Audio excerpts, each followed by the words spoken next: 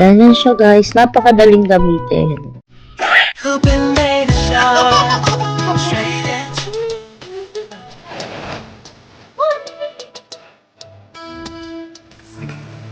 Guys! Ay naku, anong kinakagat mo?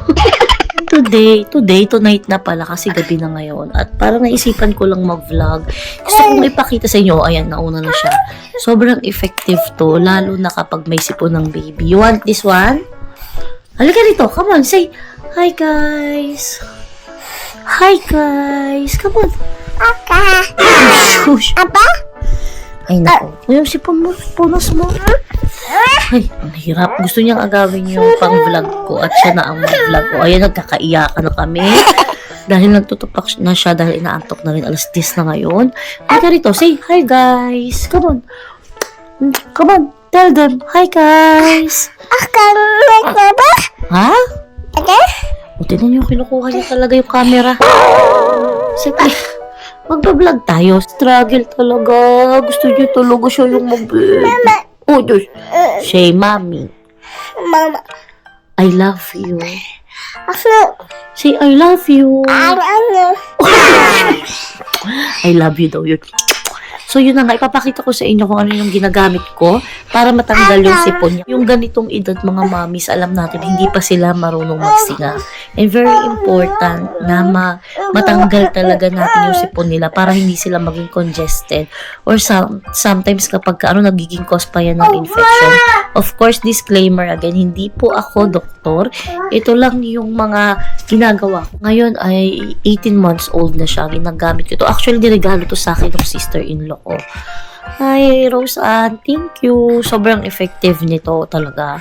Kaya gusto ko nga ulit magpabili. Binigay lang niya to sa akin pero magpapabili talaga ako nito. Lalo na pag umuwi kami ng Pilipinas kasi sobrang effective niya.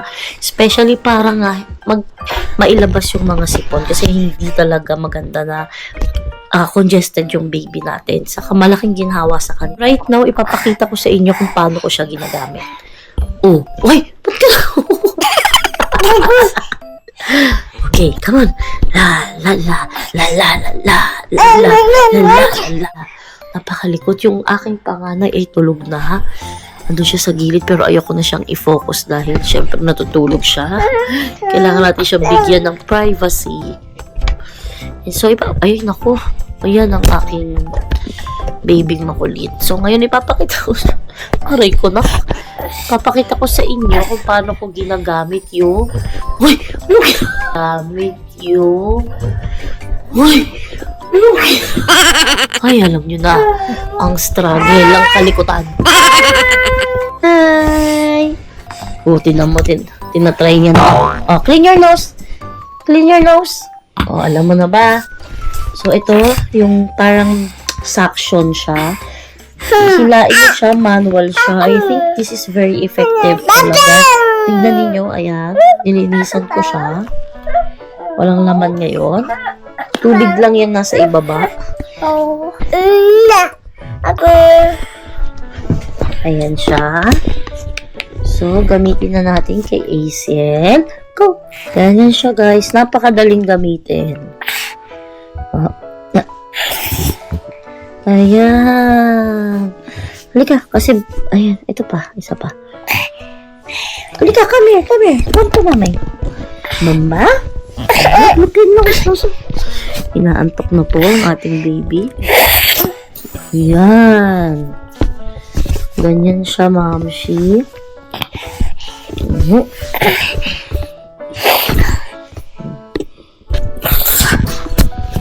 Ayan, pati kulangot, tanggal. Yan, konti lang kasi yung sipon na niya ngayon. Pero ito yung ginagamit ko, very effective siya, di ba?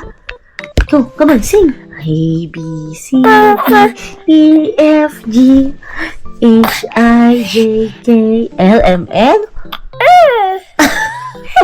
A is for up.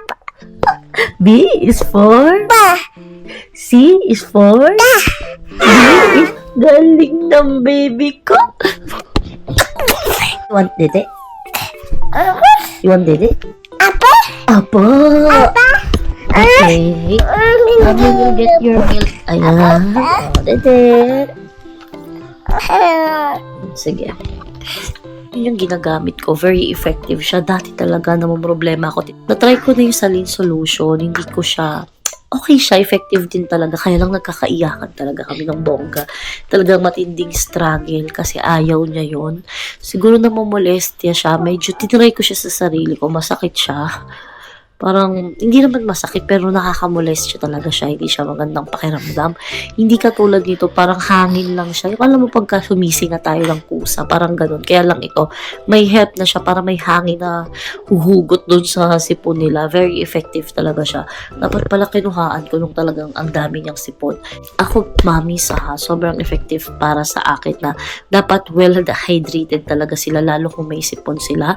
Painumin ng dede, kung walang ganang kumain. Pero mas, syempre kapag ganito, katulad sa kanya, 18 months old na siya. So, very, very good kung mas nababawi sa nutrition. I mean, sa kinakain nila ng fruits, vegetables. Kaya lang siya ngayon, wala siyang ganang kumain. So, talagang more on dede yung gusto niya. Depende talaga mga kumamis. Syempre, pag mga babies talaga kailangan oobserbahan natin. And, depende pa yan. Kung sipon lang naman, katulad sa kanya, sipon-sipon lang naman. And, hindi naman siya yung talagang sobrang inuubo talaga o nilalagnat. Or kung makikita ninyo na yung paghinga nila, parang malalim na masyado. Yung di ba mapapansin mo naman yan, lalo kung baby natin yan na araw-araw natin inaalagaan, makikita natin yan. Yung mga ganong symptoms, huwag nyo lang patagalin mga kamamis. Dali na natin sa pedya kapag ganong may mga ibang symptoms na hindi na kaya ng pahinga lang, or lalo kung nilalagnat ng 38.5 pataas, yan talaga yung talagang chine-check ko yan, lalo kung 2 to 3 days pataas na, 4 days na, pero nilalagnat pa rin. Kapag ganon talagang kailangan itakbo na natin yan sa ating pedya. Very effective din yung well-rested sila, lalo kasi kapag taglamig, katulad dito sa Spain winter ngayon, lagi talaga siyang may sipon. Or kapag di ba sa Pilipinas, kapag mga tag-ulan, uso din ang mga sakit-sakit na yan. So, dapat lang talaga observe natin kung ano yung nakikita natin difference sa kanila. At kung sipon lang ba talaga, kung wala namang kahalong lagnat, yun nga, yung ibang mga symptoms, importante po yun mga kamamis na titingnan natin para alam natin kung, parang iba na to, kailangan ko na siyang dalhin sa ospital. Pero kapag ganito naman na sipon-sipon lang, okay naman siya, naglalaro, makulit naman, kumakain naman kahit papaano, dumidede ng maayos, yung ganito, parang kailangan mo lang talagang palaksin yung immune system kasi lalo pag taglamig talagang uso ang sipon-sipon at minsan nga nakakawaan din ang panganay ko. Kaya ang talagang maganda dyan is bawiin talaga natin sa masustansyang pagkain. Ako talaga pag winter, pinag-vitamin C ko silang pareho ng panganay ko. Pero kapag summer, hindi kasi okay naman ng daming mga tulad ng flu, colds, talagang hindi maiiwasan yung mga ganyan lalo kapag taglamig. At sobrang lamig kasi talaga dito sa Spain ngayon. At ang baby ko, ayan ay naku, naglilikot. So, ayoko nang i-video ang aking ate, yung aking panganay ay natutulog na para hindi na siya maistorbo. Mga mabis kayo, anong ginagawa ninyo kapag may sipon yung mga anak ninyo? Share nyo lang sa akin. Share nyo lang dito sa comment section kung ano yung mga ginagawa ninyo or kung may mga questions kayo. At ito nga pala mga mami, sa Shopee, maraming ganito. Alam niyo itong nasal suction na to, sobrang effective siya. Manual lang siya. Mas gusto ko to kaysa sa mga automatic kasi parang tansyado. Tingnan mo, nakahanap agad ng baby, no? Kita niya yung earpods ko, tinabi ko na, nahanap pa rin. Talaga. Kakulitan talaga. No? Oh, what will you say? No. Oh, pakita mo. No. Show. No. What's your name? Kiss mommy. No, mommy.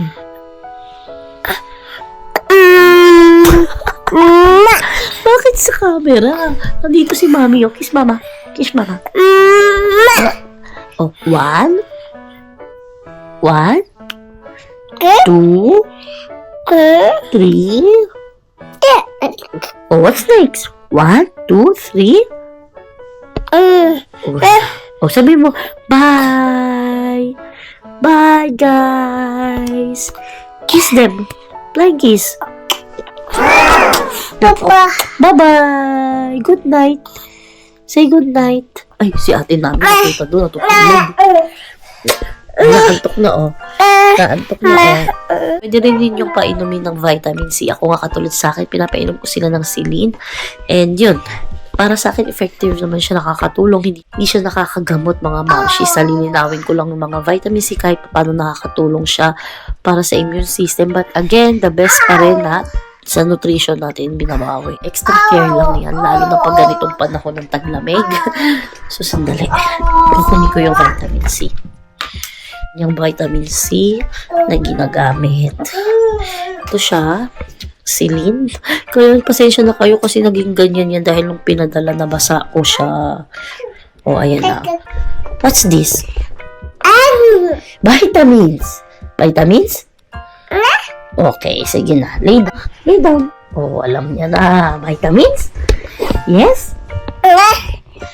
Okay. Uy, sure. Oh. Oo, kasi kinao. Galing! Good job!